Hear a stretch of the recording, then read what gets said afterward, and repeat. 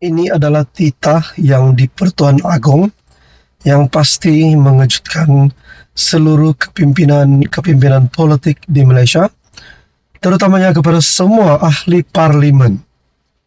Saudara-saudara yang amat dihormati, satu artikel daripada sinarharian.com, Agong titah ahli parlimen digantung 14 hari jika tidak jaga adab. Maksudnya, siapapun juga ahli parlimen. Tidak kira daripada Perikatan Nasional, daripada pembangkang, daripada kerajaan ataupun Pakatan Harapan Barisan Nasional, pasti akan digantung 14 hari jika tidak jaga adab. Oke, baik saudara-saudara yang amat dihormati, terima kasih kerana masih setia bersama di dalam channel ini. Info hangat disediakan di dalam channel ini. Berita sepenuhnya, Sultan Ibrahim menitahkan semua ahli parlimen dan Dewan Negara supaya menjaga adab dan tata tertib selain menggunakan pertuturan yang sopan. Baginda turut memberi kebenaran kepada yang di-Pertua Dewan Rakyat dan yang di-Pertua Dewan Negara mengambil tindakan terhadap mana-mana ahli dewan yang melampaui batas, termasuk mengenakan sekatan daripada menyertai persidangan selama 14 hari. Saya mahu ingatkan, parlimen ini adalah tempat untuk penggubal undang-undang berhimpun untuk membuat peraturan, dan yang berhormat ataupun YB, semua adalah penggubalnya. Adalah tidak masuk akal jika penggubal itu sendiri gagal untuk mematuhi peraturan yang dibuat. Justru, saya harap semua ahli akan menunjukkan contoh teladan yang baik apabila berada di Dewan. Jaga adab dan tata tertib, serta gunakan tutur kata yang sopan, bukannya memaki hamun orang lain. Wow. Itu adalah titah Baginda ketika merasmikan istiadat pembukaan mesyuarat pertama penggal ketiga Parlimen ke-15 pada Isnin. Dan bagi saya, titah yang di Pertuan Agong Sultan Ibrahim pasti mengejutkan ramai kepimpinan politik, terutamanya yang suka memaki hamun, yang suka mengeluarkan kata-kata yang tidak membina ataupun kata-kata kesat. Turut berangkat ke istiadat itu, Raja Permaisuri Agong Raja Zarid Sofia.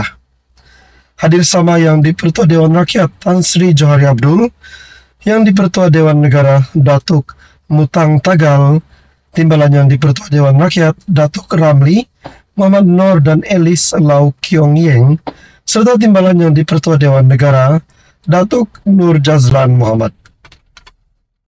Halo semua, salam sejahtera Malaysia, tuan-tuan dan puan-puan yang amat dihormati. Terima kasih kerana masih bersama di dalam channel Fels Lifestyle. Terima kasih kerana masih setia. Bagi anda yang baru di dalam channel ini, anda boleh mendapatkan maklumat-maklumat terkini daripada channel ini berkaitan dengan isu-isu hangat politik di Malaysia pada hari ini. Nah, saudara-saudara, bercakap tentang isu Pulau Batu Putih.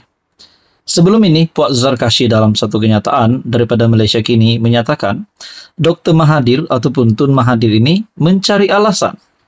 Mencari alasan, sedar dosa hilang wilayah, tak boleh dimaaf, kata Puak Zarkashi. Nah, saudara-saudara, ini berkaitan dengan Pulau Batu Putih, RCI Pulau Batu Putih, di mana sebelum ini isu ini melibatkan nama Tun Mahathir.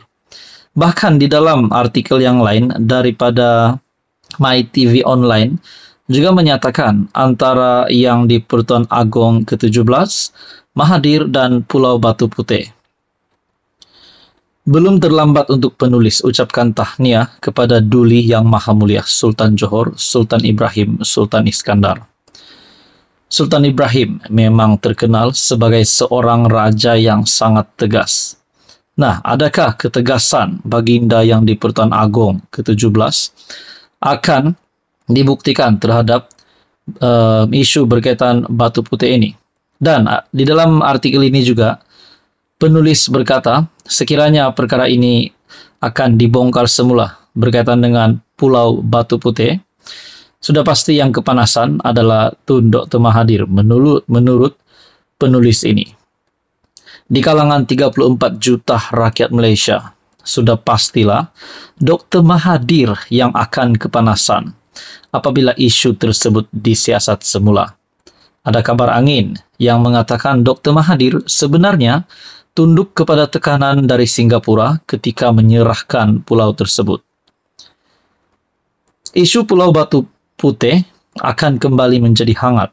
Sebaik sahaja Baginda ditabalkan sebagai Yang di-Pertuan Agong, ada beberapa isu yang diberikan keutamaan.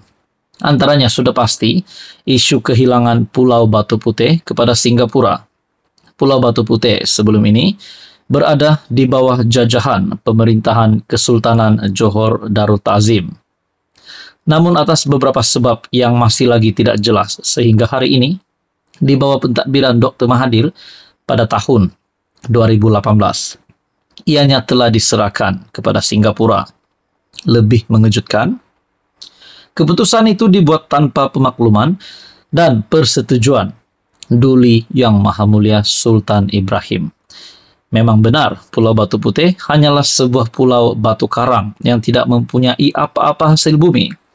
Tetapi dengan penyerahan pulau tersebut kepada Singapura, Johor dan Malaysia secara otomatis kehilangan 5 km kawasan maritim di sekitar pulau tersebut.